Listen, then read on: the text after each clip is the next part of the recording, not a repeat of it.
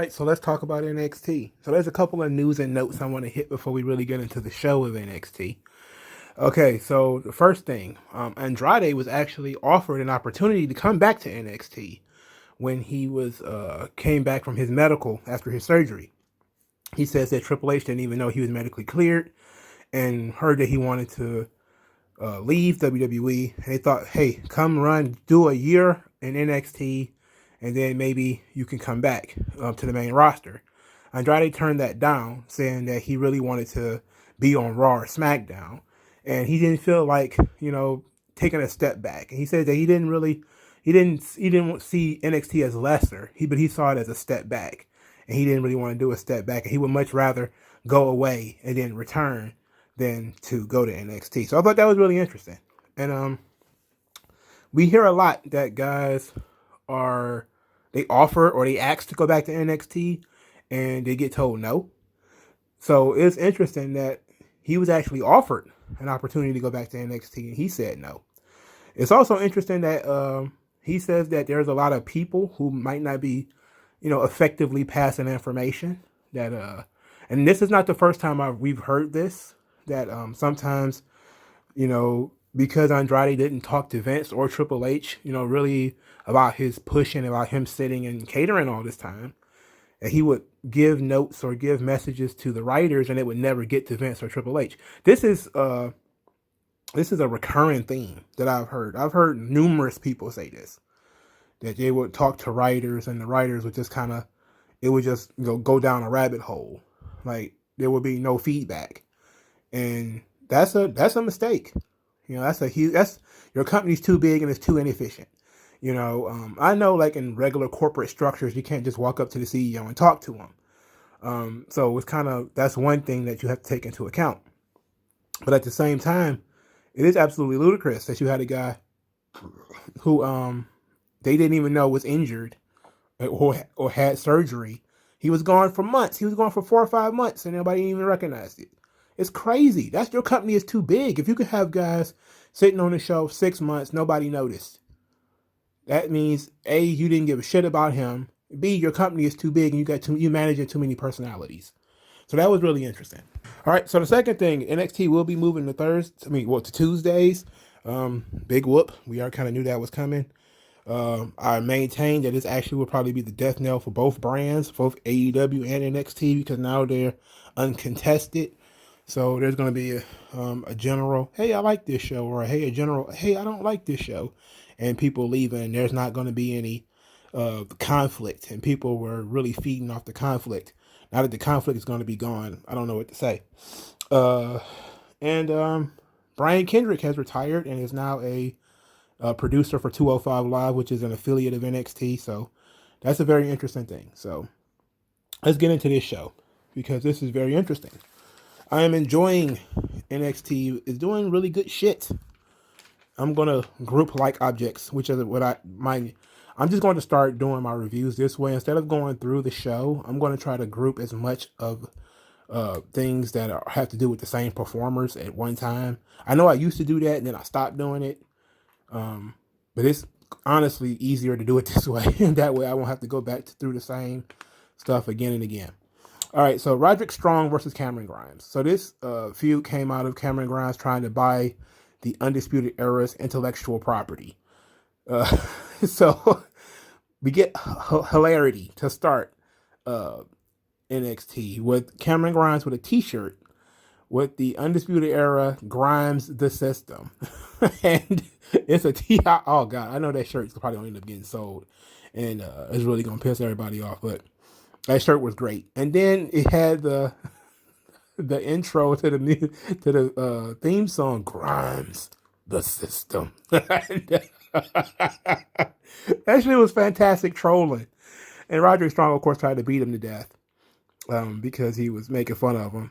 It was like something out of Shark Tank where he had like these business proposals and he had like a vanilla folder pitching these ideas to Roderick Strong. He only got to 2 before Roderick Strong tried to kill him.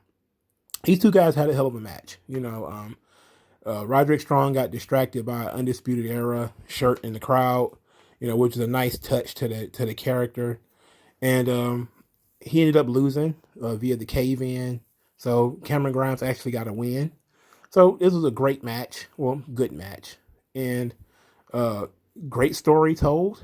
And then Roderick Strong was disappointed in himself for losing and was quite furious and took himself out of the Battle Royal. He was supposed to be in the Battle Royal in the main event, but he basically quit. He was walking down the hall and they were asking him if he was okay, and he was basically like, "Look, I'm done. I'm out of here, man. I don't know what more I can do. I'm done. I'm out of here." So we're gonna get a new Roderick Strong. He did have a new theme song. We're gonna have to get a new Roderick Strong. This ought to be interesting. This ought to be very interesting. NXT is looking like they might be shaking things up. Not just introducing new people, but it's going to be obviously some people leaving soon.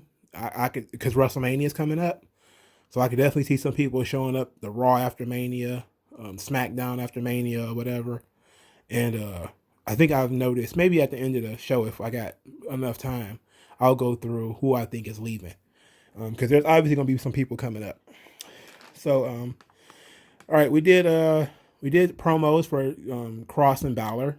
Cross did this almost Ivan Drago like promo where he talked about strategy for wrestling this match.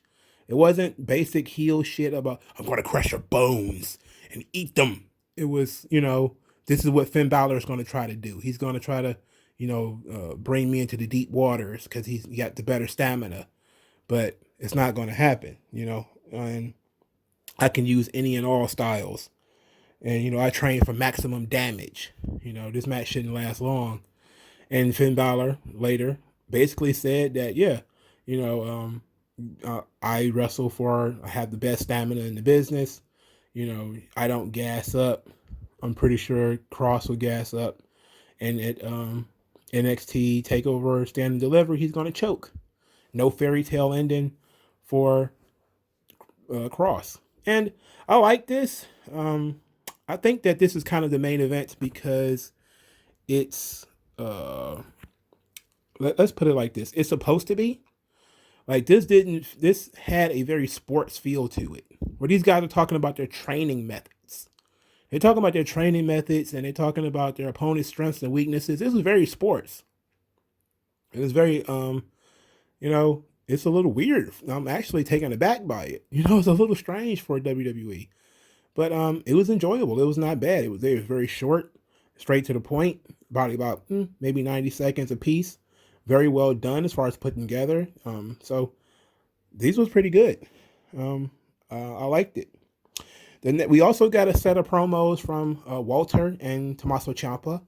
Walter basically said that Tommaso Ciampa is soft and that that he's a shell of himself, and that at NXT TakeOver Stand and Deliver, he's going to prove to Tommaso Ciampa that what he means by the mat is sacred, and he's the longest and the best champion in WWE and in the world. And it was pretty straight to the point. Walter doesn't do a lot of talking. The Tommaso Ciampa promo to counter this, though, tremendous. The dude cut a tremendous promo. It's changing oh my God, I can't even do it justice if we being honest. Like, me trying to create that promo would not do it justice. This is the basic content. That the necklace that was ripped from his neck when Walter chopped him was the necklace that was given to him by his wife and his daughter when he went to get neck surgery. And he even kind of said, like, you wouldn't have known that. But you said that I'm not the Blackheart. You said that the Psycho Killer is gone. You said that I've gone soft. You said that I've changed. And then he starts talking about, when he's been to the top of the mountain and he's fell back down and he had to build himself back up. And that process will change a man. And he hears all the people talking about him, how he's changed, how he's not the same, how he's not 2018 Tommaso Ciampa anymore. And he doesn't focus on that. He focuses on the people who already believe in him. He focuses on his family, his friends, the people who believe in him, the people who already know that he's changed, but that fire is still there. That he's going to climb the mountain. He's going to climb Walter's mountain. That was a very specific symbolism there. because he's talking about NXT UK being a different mountain. He's going to climb Walter's mountain and face him and take his head off and take the title. That if you really believe that he's soft and that the Blackheart is gone, you'll see at Stand and Deliver. The performance of this was awesome. It felt believable. It felt real. It felt legit. All right. It was tremendous. And I gotta give Tommaso Ciampa credit for that. It was pretty badass, man. So my boy Santos Escobar, he had an open challenge for. He also cut a promo. He basically says that he's going to show Devlin what he's in for, and that when he says that he's the emperor of Lucha Libre, it's not a gimmick. He got 100 years of tradition behind him, with his family, and that's what he represents. He represents 100 years of Lucha Libre tradition. He is the best cruiserweight in the world. And, there's just no question that he's going to defeat Jordan Devlin. And then the answer to the open challenge was Tyler Breeze. And Tyler Breeze says, oh, well, you're entitled, and I've been here a long time, and I worked my ass off to get to the top. And so if you're going to have an open challenge, I'll take it. So Tyler Breeze versus Santos Escobar, they had a decent match. Tyler Breeze has been derailed by the Fandango thing. Breezango, the whole Breezango stuff. He was a very hot prospect at one point. He was always undersized, so it was never really going to get that far because of his size. But they also found out that he could do comedy, and that's the death knell. Once you start doing comedy, bro, it's over. You're a comedy guy forever. But he definitely needs a makeover. He needs to change. He needs to do something. He's been Tyler Breeze now for 7 or 8 years. And he's been in developmental. He was in developmental for years before that. I don't know what more you do. I don't know what more you can do with Tyler Breeze. And I know there was a time there where people really wanted him to, thought he was going to be the next guy. And he was like, oh, he's going to be the next Shawn Michaels. And I was just kind of like, well, not really. I hated to bust people's bubbles like that. It was like, I knew that wasn't going to happen. If anything, he was going to be the next Dolph Ziggler. He's undersized, he sells a lot, kind of funny looking as far as, being able to sell with his facial expressions, body language, and stuff like that. Good wrestler, not a bad wrestler. It's just that he didn't have upper echelon level skills or character or anything like that. The Tyler Breeze whole package was meant to be comedy, mid-card comedy. And so after the Phantom Driver, Santos Escobar wins the match. Then Legado del Fantasma, they're celebrating, and then here comes MSK. MSK runs to the ring. They chase Santos Escobar and his boys. He chased them off. And then, the Grizzled Young Veterans pop up on the screen, and they cut a promo. They basically says, like, why MSK is joking around and playing and, not taking this thing seriously, and Legado del Fantasma are, trying to, score brownie points with Santos Escobar. We've been focused on becoming the tag team champions now that those titles are vacant. And we're the most focused team, and we're going to win the tag team titles. And soon to be recognized as the tag team champions. And I was like, okay, cool. I know it's a triple threat match, but I don't know if it's like a ladder match or anything like that. I don't know. I don't remember, if we're being quite honest. So Johnny Gargano is hanging out with Austin Theory and the rest of these guys, and they're talking about this battle royal and this gauntlet and everything. All of that confusion.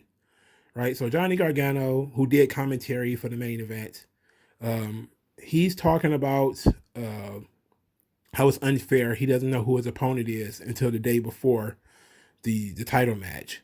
And then Austin Theory says, well, I'm in the Battle Royal. And then he suggested a finger poke of doom. To which Johnny Gargano says, what are you doing? What are you talking about? That killed the business. And then Austin Theory was like, but we're still here. And Johnny Gargano was like, you're right. And that was the plan. The plan was for Austin Theory to win the Battle Royal, then win the Gauntlet. and then to get to Takeover and then just lay down for Johnny Gargano. We didn't even get through part one of that. And we didn't even really get to tease part one of that. So this was a pointless segment. The only real point to this segment was that Candice LeRae and Indy Hartwell was, they thought they should be the tag team champions. So they were pretty upset about not having a match at TakeOver and not being the tag team champions. So they wanted to go out and prove that they should be the tag team champions. So they had a match. They had a match with AQA, who I don't know what her NXT name is, but AQA is a student of Booker T's Reality of Wrestling. I have talked effusively about her. She is actually very good. And she's somebody that, I don't know if those are bots watching those videos, but she gets a lot of views. She got a lot of views on the Reality of Wrestling. I don't know how the hell they have like 31 million watches on some of those videos. I don't have no idea how they managed to do it. But she's one of the higher viewed ones on the show, on that show. And she was partnered with Priscilla Kelly, aka Gigi Dolan. Neither one of them got an entrance. They said what AQA's NXT name is, but I didn't hear it, and it was not shown on the screen. So, take it or leave it. Doesn't matter anyway. Indy Hartwell and Candice LeRae win, of course, via a springboard elbow drop from Indy Hartwell.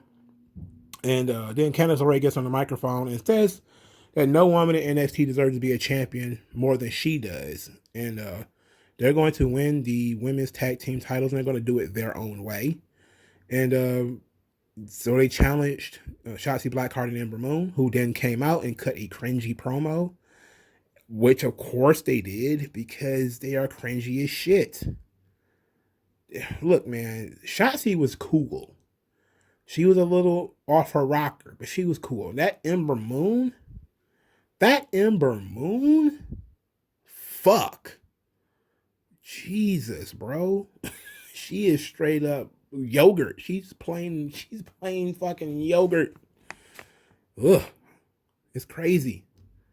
It's insane how cornballish Ember Moon is. Anyway, Shotzi Blackheart shot Indy Hartwell with the tank, and I thought that was pretty funny. So we get another little thing we got a little dog running through the PC. There was a dog. They showed like 4 clips of a dog running. For starters, the dog was running up to the PC. Then the dog was running through the training rooms and up the stairs. And of course, it was a Pomeranian, so you knew it had something to do with a woman.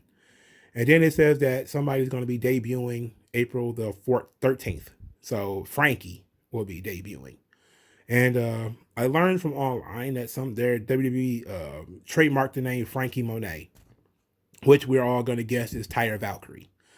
So, okay, cool. I guess Taya Valkyrie is going to have a dog now. So, who was that? The woman that had a dog? Was it Tori Wilson? It was more than that, because I'm pretty sure Maurice had a dog too, right?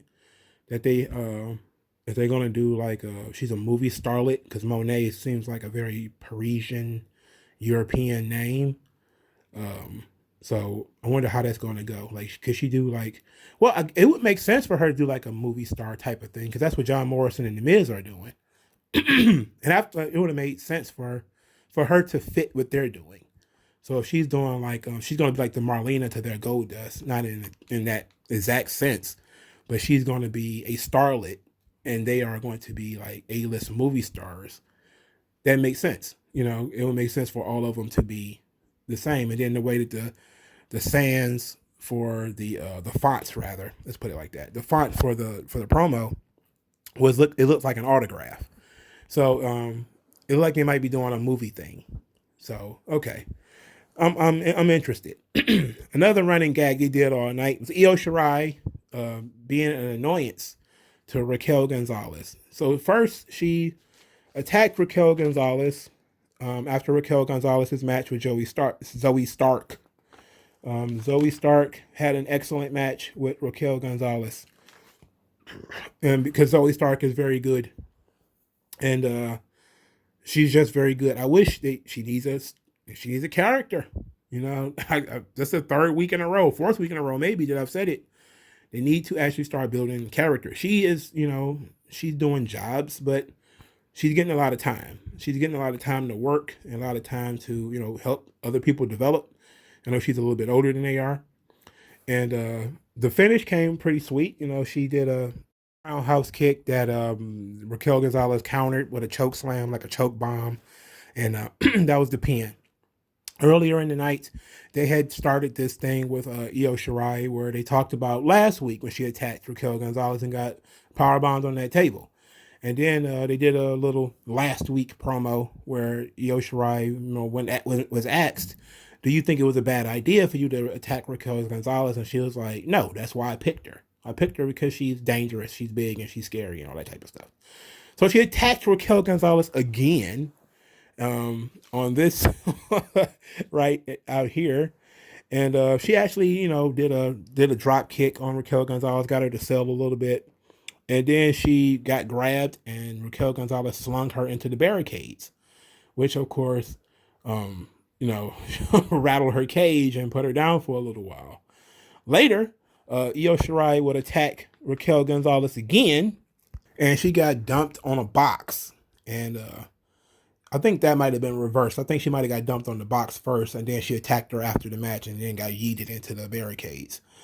And it didn't matter which instance it was. It happened at least 2 times where she got tossed.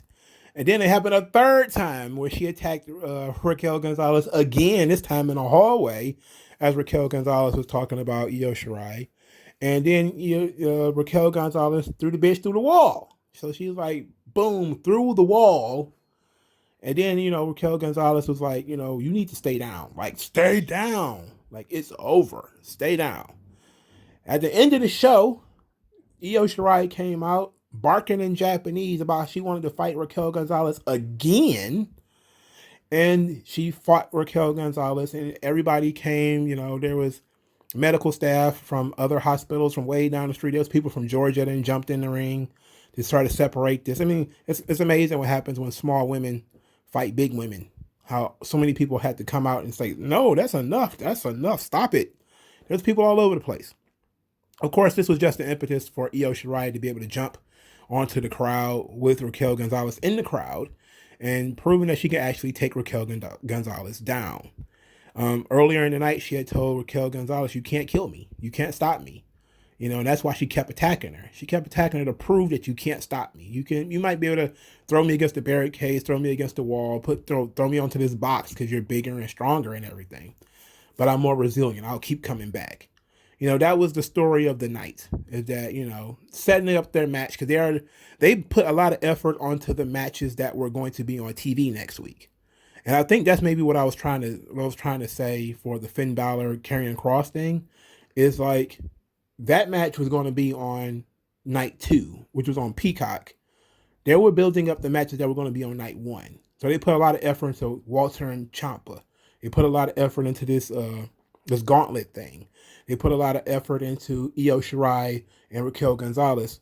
So but this was a fine story because at no point was Io Shirai a physical threat, even though she was attacking her from behind. It was, she would get the surprise hits. And then when Raquel would, get her bearings, Io Shirai would go bye-bye and get thrown through a wall or something. And it was very Looney Tunes, because it was getting like to the point of ridiculousness. But it made sense in the end, even though I kind of was like, did we really need for Io to go over at the end? But I guess they had to show visually that Raquel Gonzalez, 3 out of the 5 times they would, or 4 out of 5 times that they would get into it, Io Shirai would go on the losing end because she's physically just not big enough. But there's that chance. There's that 1 in 5, 1 in 4 chance that if she gets to, doing her high flying stuff, she could actually beat Raquel Gonzalez. And it makes sense that they would do something like this with somebody who's such a dominant champion like Io Shirai, that they would do something where they would try to show that she's willing to take up challenges, exceptional challenges like a Raquel Gonzalez, who is, so much bigger, so much stronger, and, more hungry. So it makes sense. It's showing that she's not, not only not intimidated, but she's well aware, and she's actually showing Raquel Gonzalez, I'll keep coming back. What are you going to do when I keep coming back? So that match is going to be pretty good. I can't wait for that. Okay, so they did the prime target for Kyle O'Reilly and Adam Cole, which was pretty sweet. They had this it looked like a deposition when you go to talk to criminals. They got the table and they got the little camera straight at them, and Adam Cole and Kyle O'Reilly, and they're talking about their history, how they known each other since 2009, and Kyle O'Reilly talked about it in a very. It's very interesting how you could pay attention to subtleties and speech and stuff like that. Like he talked about it like good memories. Like we were backstage at a wrestling show, and man, it was, it's almost like he was remembering the good days. Like they had so much in common, and they were hungry, and they wanted to come up together. And Adam Cole basically was very matter of fact. We've been on the road together, and we've always been connected, either as opponents or as partners. And then you get the old, they came into NXT as four hungry guys, and they all wanted championships, they all wanted opportunities. And Adam Cole, at the end of it all, Adam Cole came out of it the same selfish bastard he was when he went in, while Kyle O'Reilly came in and became a better man. That, he says, Undisputed Era made me a better man. And that's where we get the kind of the remix of the promos from the previous week, where, which actually not even a remix, it's actually the exact words of Adam Cole, who says that Kyle O'Reilly is a lackey, and that's his destiny. That's kind of who he is. So it was very interesting. I enjoyed it. It told a good story, told a great story. They deepened it, for people who might not have known. They should have spent the bucks and actually got the Ring of Honor footage and just used that. I mean, might as well. Why not? Give Ring of Honor a couple of bucks. I mean, what does it hurt? It's not like anybody's going to be put out of business because you gave Ring of Honor a couple of dollars for the footage to show that these guys have had a history of working against each other, and have wrestled for world titles and stuff like that against one another. So I guess they don't want to. It's one of those things where Hogan says you never acknowledge the past too much. Like you don't acknowledge that. I remember that was a real crazy thing, and it actually made a lot of sense though. Like Hogan was talking about when he did this thing with the Ultimate Warrior, that Ultimate Warrior was talking about was it the Warrior that was said that he had beat Hogan 6 years prior or 8 years prior or whatever it was. And Hogan, I don't know if it was or if it wasn't Warrior, because everybody saw that. Everybody knew about WrestleMania 6. So, but for Hogan, it was kind of keep certain things on the hush. Don't tell people Andre been slammed before, because it takes the steam out of when I do it. So maybe that's kind of the idea of not showing that these guys have worked together before, that so that it wouldn't take the steam out of this match. But I think this match is built on their history. This is not like these two guys, we're saying these two guys have never worked together before. We're building this match off of the history, and you can just show the history that this ain't the first time that Adam Cole lost his mind and tried to kill Kyle O'Reilly. They've been in hotly contested matches before, but this one is different. This one is personal. That's just something I was throwing out there. But I'm also 100% okay with you not mentioning the past, because sometimes it's just not relevant. But the prime target was pretty cool. I enjoyed that. So I know I'm skipping all over our stuff, but let's talk about Tian Sha. So it was supposed to be a tag team match. Casey Catanzaro and Caden Carter versus Tian Sha, which is supposed to be Xia Li, and I forget the name of the woman sitting in the chair. I think the woman sitting in the chair is Tian Sha, right? In any event, Xia Li basically walked into the match basically as a handicap match, and she commences to fighting Caden and Casey by herself, Kaden Carter decides she's going to go up there and give Tian Sha a piece of her mind. Part two. I think it's the second or third time she's tried this. She goes up there and she's like, "Get in the ring. You need to get in the ring." And Tian Sha grabs her by the throat and, just starts choking her. And I just say to I mean, the camera got real close into Kaden Carter's face. And I'm just looking at this. And next thing I know, I was just kind of like, is this Pornhub? Because she's like, I'm like, what is going on here? Like this is getting strangely sensual and yikes. Anyway, she blew some smoke into her face and boy, I got so distracted. I was sitting here thinking about it like, whoa, that was a distraction. Anyway, Kaden Carter got choked out. She got choked unconscious. And Casey Catanzaro got her face kicked off. So Xia Li basically won a handicap match. And it was cool. Like, I'm loving Beast Mode Xia Li. It sucks that Io Shirai is no longer the champion. So, because that would have been a really fun match, Io Shirai versus Xia Li. That would have been fun as fuck. Because they're about the same size. So it's a completely different dynamic. It's not Io Shirai trying to wrestle somebody that's so much bigger than she is and not looking that great doing it. And I meant to say this, but I love Io Shirai as much as the next person, but that whole size advantage, that does not go away, And I know there's probably going to be some weirdos going to hear this and be like, she used to wrestle men. I'm like, yeah, and it looked dumb. I saw Lucha Underground too. It looked dumb. She's tiny. Okay, she's really tiny. Like, she's really tiny in comparison to other women who are not that big.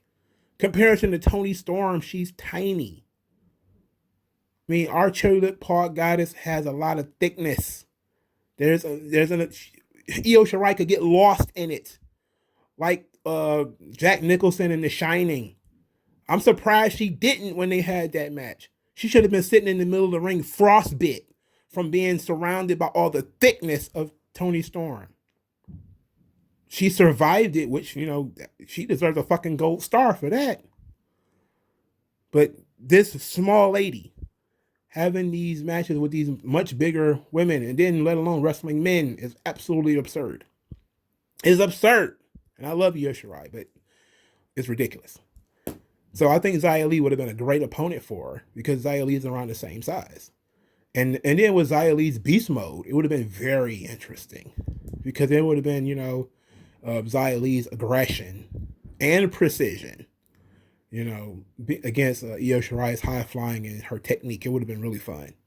It would have been good too to put Xia Li over, to have Io Shirai as such a long-term champion, and then have Xia Li just come up from the mud. Like, we literally saw her smiling with the Katana fans one week, and now she's stomping 2-3 people by herself. She's murking people in seconds, and to go to the main event, that would be great. That would be a great story. But unfortunately, Io Shirai is going to do the JOB for Raquel Gonzalez. So there that go. So wait a minute. What was I talking about? Okay, so I was talking about Tian Sha. Okay. Yeah, Tian Sha choked out Kaden Carter. It was very sexy. It was very sexy. Let's put it like that. Anyway, so we get the battle royal. Let's talk about this battle royal because there were so many rules, and I just had a fucking headache. They didn't even tell us how many people were going to be in this match. The only thing we know is that Roderick Strong took himself out of it. Kushida and Pete Dunne got into an argument about who was the better technical wrestler, and they were both in this battle royal. And we were told the rules, which was that there's going to be, I don't know how many men in this thing, but that the last 6 would be the men that would be the guys that would go into the gauntlet. Their order of elimination would decide how they come in the gauntlet. Therefore, the winner would come in last. And I just said, we didn't need this. This is confusing as fuck. It's convoluted. What did I say before? Most people are midwits. That you should not. The more steps people have to take, the more they check out. All right, there's too many steps. You're talking about if you win this match, then you get to go to the next match, and then you got to win that match to go to the next match. It's like, and then okay, fine. How many people are in this match? You didn't even tell me. It was like 10 or 12 or something like that, right? So that means that there was going to be 4 or 5 guys who was going to be in this match that wasn't going to have an opportunity to make to the next match. And then it's like, why is it so many? Like just why not just do the battle royal for the number one contender? Wouldn't that have been easier? Whatever. Anyway, Pete Dunne and Kushida eliminated each other. Well, Kushida eliminated Pete Dunne by having him in a hoverboard lock. Hoverboard lock. I don't know how I said it. And they go over the top rope and both touch the floor. They will be having a match on night 1. I love that idea. That idea is great. Pete Dunne versus Kushida for night 1 of TakeOver. They're still adding matches to TakeOver. They added the Ember Moon and Shotzi Blackheart versus Candice LeRae and Indy Hartwell. They added that match to TakeOver as well. I have no idea how many matches are going to be on this TakeOver. Usually TakeOver is 5 matches. They've got like 40 set. I have no idea how long this show's going to be. So I'm sitting here like, I don't know. How many? I'm guessing some of these matches are going to run short. But we could have really just gotten away with that gauntlet, period. We could have got rid of that. That could go elsewhere. That could fuck right off, if we're being honest. So that set up Pete Dunne and Kushida. Leon Ruff and Swerve, they started the match by fighting because they were supposed to have had a match, but they got canceled because they both ended up with the Yovid. So they started the fight early. It was basically a decent battle royal. Not really. It wasn't really all that decent, if we're being honest. It was kind of shitty. Austin Theory fell on his back in the battle royal, did a kip up because he thought he was being smart. Like, oh, my feet didn't touch the floor, so that means I'm safe. I don't know when they started doing that, though. This whole your feet didn't, like your back is on the floor, but you're not eliminated. I don't know when that started. Like I know the rules are both feet must touch the floor. You're being extra literal when it comes to that. Like you went over the top rope, you're on the floor. It's really over at that point. Like you're being hyper literal by saying your feet have to touch the floor. So in any event, he thought, because Austin Theory's a big dumb jock, that he could kip up and it'd be okay. So he kipped up and was disqualified because his both feet touched the floor. I was like, this is dumb. That was stupid as fuck. You had Dexter Lumis just chilling in the corner all night, and he didn't really do anything until it was time to eliminate Bronson Reed. He helped with that, which is fine, I guess. So the last 6 ended up being Leon Ruff and Swerve, who will start the gauntlet. Bronson Reed, Cameron Grimes, Dexter Lumis, and LA Knight. So LA Knight and Dexter Lumis were the last 2. There was a somewhat confusing finish where LA Knight threw Dexter Lumis over the top rope. And then there was an attempted suplex or something. Then there was a LA Knight diving through the rope. And then he pulled Dexter Lumis' leg. And Dexter Lumis was out. And LA Knight wins. And I was just kind of like, you're overthinking it. Like you're really, really overthinking it. So that was NXT. Now NXT was a good show. It was honestly good. In-ring stuff was great. The Battle Royal was probably the weakest point because it was so convoluted and you're trying to keep track of who the last guys are going to be. And you're trying to keep track of, okay, what does this mean? How many people are even in this match? Like I saw Jake Atlas. I saw, other people in. I'm like, what is this guy doing here? Like what is going on? This guy has no future. This guy has no path. Tyler Rust was in there. I'm like, whatever. I'm just shrugging. I'm just like, okay, whatever, dog. So, I got a little bit of time left. I'm gonna do predictions next week off of Takeover. I'm not gonna do them here because this show was long enough. But I definitely see a lot of people exiting NXT soon. I know that they just lost Damian Priest last around the Royal Rumble. I think Santos Escobar is about to go bye bye. I think Legado del Fantasma period is about to go bye bye. There's really no need for him anymore. And I think that they're going to probably plug him in the Andrade spot. Not at catering, but he's a Mexican who speaks English. And, you know, if the Mysterios come out of WrestleMania with the tag team titles, which I have no reason to believe that they won't, Legado del Fantasma might be the perfect opponents for them. I'm talking Joaquin Wild and Raul Mendoza. Raul Mendoza has been in NXT forever. You know, so getting him out of NXT is probably for the best. And, you know, it opens some space up for other guys and let Jordan Devlin finish his run as the Cruiserweight champion. And, you know, Santos Escobar can go on to bigger and better things like having matches with Rey Mysterio and stuff like that. You know, actually being able to show off his English and connect with with the audience and everything. So I definitely see Santos Escobar probably going bye-bye. Finn Balor probably end up going bye-bye too. Hearing that Triple H offered Andrade a year in NXT says that that's probably what they're doing with Finn Balor. They want to take him off of Raw or SmackDown for a year and then put him back. So I could see Finn Balor probably going back to Raw or SmackDown. Also see the loser of O'Reilly and Cole leaving. And maybe even Roderick Strong leaving as well. And there's a lot of spots that need to be opened up on NXT. Now, I don't know what you do with a lot. Like, is there going to be like a spring cleaning after WrestleMania? We're just going to fire a bunch of guys? Because that might be the only way this thing makes sense. But they need to do something because some of these guys just they're not going anywhere. And like I said with Xia Li, you just have a situation where sometimes there's just a lid on what can happen. Is it possible that Io Shirai beats Raquel Gonzalez and then Raquel Gonzalez is the one who goes up to Raw or SmackDown? Sure. I think that's probably it's pretty likely. She's going to Raw or SmackDown is going to be a big star. We already know that. It's all about whether she's going to get the NXT title first.